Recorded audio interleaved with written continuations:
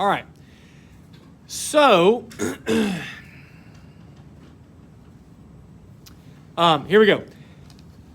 Letter A, all right, you got 565,900 seconds, and we are converting that into days. Now, whenever you are given a question in dimensional analysis, you always start with the number that you're given. So in this case, it's 565,900. So you're going to start with that. And that's seconds. Okay? And then from there, do we know how many seconds are in a day? I don't. Okay? So what we will do is not go directly from seconds to days, but we can go from seconds into minutes. Now, this is going to be your conversion to get from seconds to minutes. What do we want on the bottom? Seconds or minutes? Abby? You want seconds. You want your diagonal units to cancel out. So 60 seconds are in 1 minute. So seconds will cancel. And then your next conversion will go from minutes into hours. What's going to go on bottom here? Minutes. So you got 60 minutes in 1 hour. So minutes will cancel out right there. And finally, you should be able to go from hours into days. So hours will go on the bottom here. So 24 hours are in 1 day. Okay, and hours will cancel out. Next thing you need to do is just plug it into the calculator. Now, I'm going to show you the easiest way to do this. Anytime that you have something that is on the bottom, divide by it. Anytime you have something that's on the top, multiply by it. So we have 565,900 multiply, well, actually, sorry.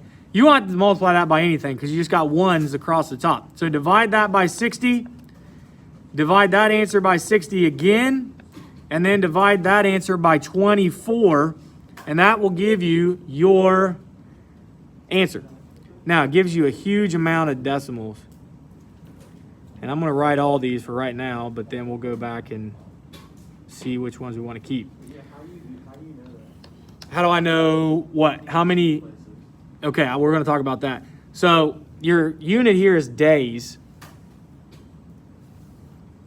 Okay? And here's the thing. Remember me saying there were two instances where you had an unlimited number of sig figs. One was when you had counted items. The other one is when you have an equality. Okay? These are all equalities. So these have unlimited numbers of sig figs. This, however, does not. So really, the only thing you're limited by whenever you do a dimensional analysis problem is the original number. So how many sig figs does this original number have? 4. So I'm going to round my final answer to 4 sig figs. So it'll end up being, I'm going to round it to the 9. That next digit's a 7, so I'm going to round that 9 up. So it'll end up being 6.550 days. All right?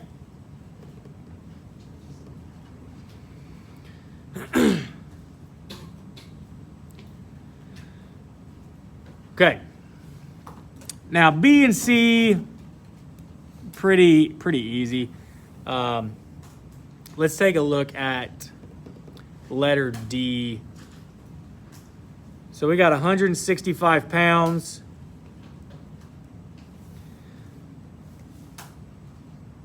Okay. And if you look up here at the top, so at the top it gives you a lot of different equalities, and yeah, right here you got your equality between kilograms and pounds.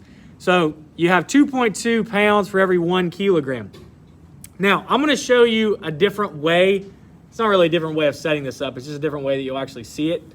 So instead of doing it like this, where I'm multiplying, or I'm showing the multiplication sign and then putting it like this, typically the way that I will do it is just set it up like this. It's something called a train track method or a fence post method because it looks like a fence post. It's the same thing. You're just showing lines instead of showing a multiplication sign. It just kind of helps to keep things separated. Lisa, you have a question? I can't see it. I'm sorry. Can you see it now? Okay. So your conversion is listed up here at the top. You got 2.2 pounds for every 1 kilogram. So pounds, you want to be diagonal from each other because you want that to cancel out. So 2.2 pounds should be on bottom, and then 1 kilogram should be on the top. And then you get 165 divided by 2.2. What?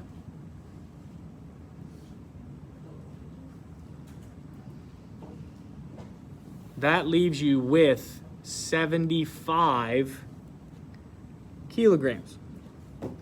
Oops. Sorry, I shouldn't have scratched that out. Now, how many sig figs can you keep?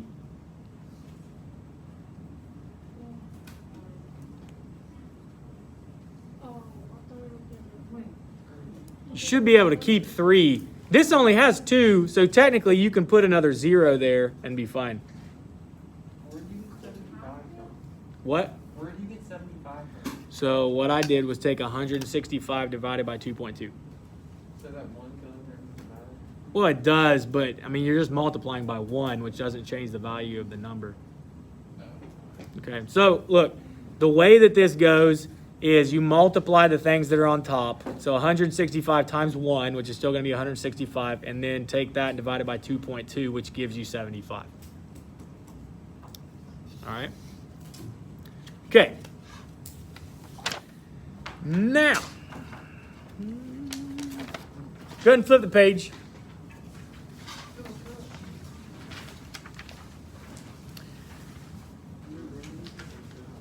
All right.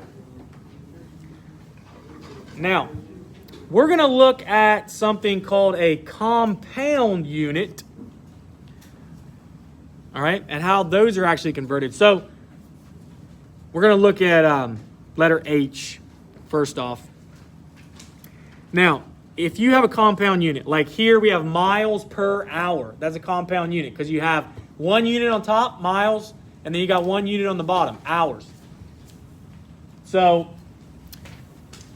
go ahead and set that up with 60 miles on top, and that's going to be over 1 hour. So that's 60 miles per hour.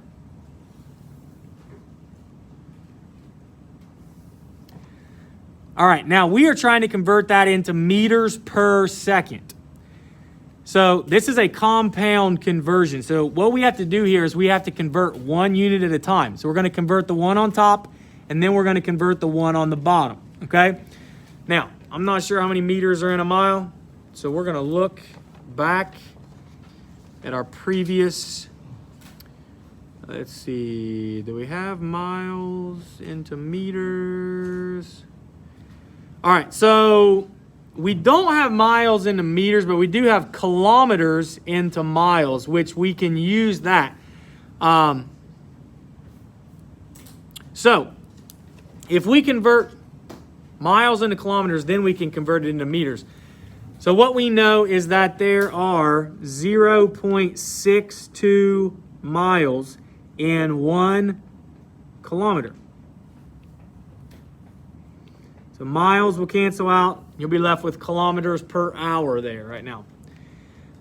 Now, does anybody know how many kilometers are in, or sorry, how many meters are in a kilometer? Ben? There are 1,000, okay? So your prefix kilo really means 1,000, so that's 1,000 of the base unit, which is meter in this case.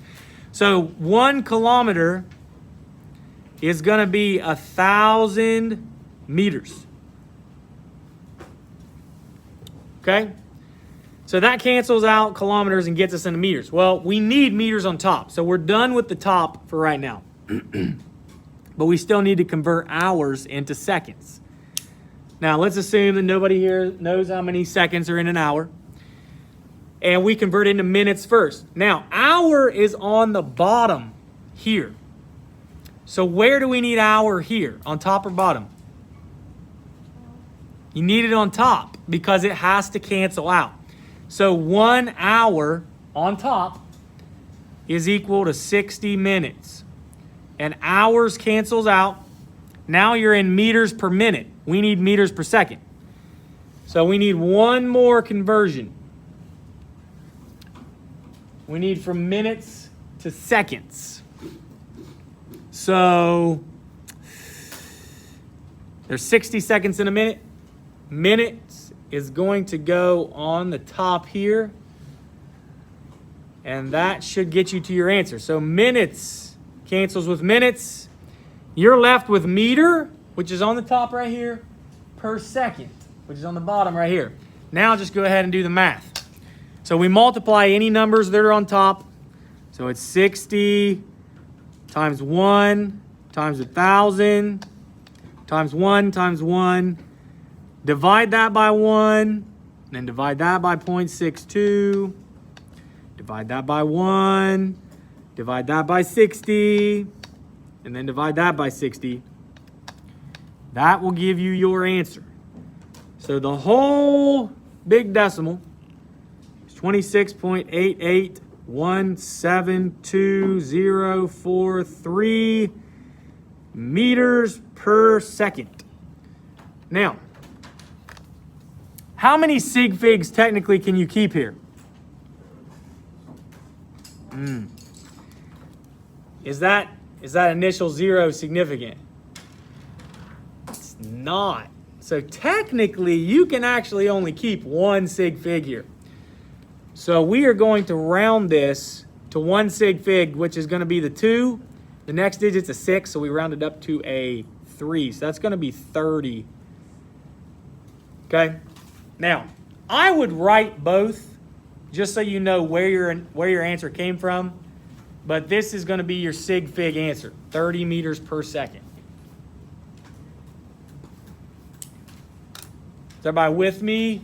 Wait, so once you cross out the numbers that cancel out, are you done with them, or do you have to? Well, I'm not crossing out the numbers. I'm only canceling out the unit. With the units that are crossed out, they cancel out, so they're gone. So that number doesn't matter anymore? The number does, but the unit is gone. But why? Why is the number not? What's the number do? Like what does 1 minute is 60 seconds help us with? What does the 1 minute do? That helps us get to our final answer. So each one of these things serves as an equality that gets us one step closer to our final answer. So you need, like here, you have 60 miles. You need to use this equality to get from miles to kilometers. You need the next one to get from kilometers to meters, which is where you want to be because it's meters per second is what you want. Then this one here, you want to get from hours to minutes. So you convert from hours to minutes right there, and then minutes to seconds right here, which is what you want. So each one of those things gets you one step closer to your final answer. Okay? Sometimes it's just one step. Like if I asked you how many inches were in 12 feet, you know there's 12 inches in 1 foot. So you only need one equality there to get you there. But you may not know how many meters are in a mile, so you may need a couple of different conversions to be able to get there. All right? Zan? Where did the sig figs come from? It's 60 miles. How do you know how many sig figs you have? Okay. 60 miles. So here's the thing, and you might not have been here for this for last week, but one of the special situations where you have an unlimited number of sig figs is when you have an equality. These are all equalities. They're not really measured. They are defined by man, essentially. Like 1 hour is 60 minutes. There's no doubt that how long an hour is. Like it's been defined as exactly 60 minutes. So these don't limit you in the number of sig figs. It's just this initial number, the 60, and there's only one sig fig in 60. So your answer has to be rounded to 1 sig fig. Okay? All right. You want to do one more of these compound conversions? Yes. Okay. I'm really good at it. Yeah. I'm really good. I don't All right. So let's see. Let's go and do letter N. Okay. All right. So we have 12,080 gallons per month. I have no idea exactly what this is a unit for, but that's what we have. We can't see it. You see it now? Gallons per month. Gallons per month. That makes sense. Maybe it's Kroger and they're trying to figure out how many gallons they're selling of milk per month. I don't know. So 12,080 gallons per month. Now you're converting this into liters per hour. I don't know how many liters are in a gallon. So let's go back to our front page and see if it's listed right there. Let's see. All right, so it has quarts to liters, and we know there's 4 quarts in a gallon. So we can use that. So yeah, but I'm going to show all those steps. All right, so convert into quarts first. So go from gallons to quarts. So if gallons is on top, we want gallons on the bottom here. So 1 gallon is 4 quarts. That cancels the gallon unit.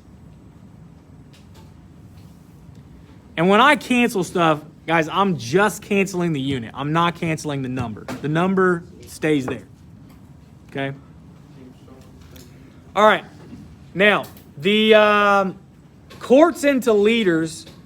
So 1 quart is equal to 0.946. Yeah, 0.946 liters. 0.946 liters. So quarts, the unit will cancel out. Okay?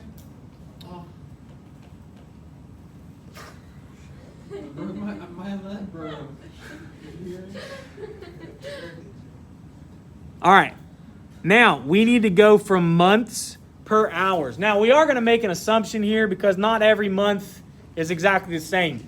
So we're going to take kind of an average, and let's just assume that the month has 30 days in it, okay? So let's go from months into days. Months needs to be on top to cancel out. So 1 month is 30 days. So months will cancel the unit. So right now we are in units of liters per days, but we need liters per hour. So we went from quarts to liters to months. No, this is a compound unit. So you got to think of these as like 2 separate units. So we went from gallons to quarts to liters on top, and then we just went from months to days on the bottom. Okay? Now, we're going to go from days to hours. Well, 1 day is 24 hours, and the unit of days will cancel out. And that's it, because now you're in liters per hour. Whatever units you're left uncanceled, that's where you're at. Okay, so we are in liters per hour. So now let's go ahead and work this out in our calculator. So what we got is 12,080 times 4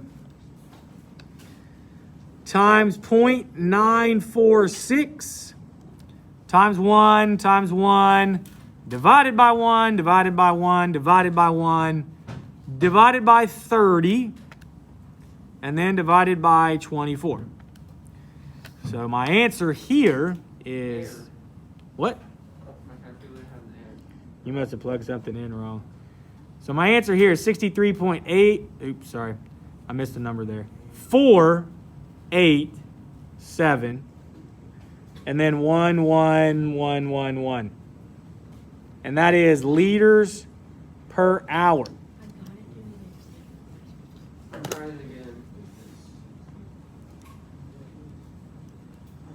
All right. Now, 63. with sig figs, this has 4 sig figs right here. That's all you're limited by. So we're going to round this to 63.49 liters per hour. And that's going to be my final answer there. Yeah, Abby. When you do the sig figs, do you always do like the first number to know how many sig figs? Yes. Because all the rest that you have, those are all equalities. So you're not limited by those. Okay? Now, look, I'm just going to make a little disclaimer statement here. I heard Macy say, I got it a different way. Okay? And look, I'm not saying that you can't. Because there's more than one way to skin a cat here. Okay? Now, here's the thing. You do need to have some method of doing this, and it really should be similar to this. Okay? And here's why. You might be able to get by doing your own thing here through the stuff that we do, but if you go on to take chemistry, which I guarantee a lot of you will, you're going to get to something called stoichiometry. When you get there, dimensional analysis is going to be something you have to use. And if you don't know how to do this, you're going to be in a world of hurt. Okay? So we need to learn to do it on stuff like converting minutes into days and whatnot and stuff like that before you get to the stuff in chemistry where it's like, oh man, I'm in a big old heap of trouble now. Okay? Because that stuff, it can definitely be hard if you don't know how to do this. All right. Are there any questions? We can work some more examples here in a little bit, but I do want you to have time to get finished with your lab. So I'm going to go ahead and start that.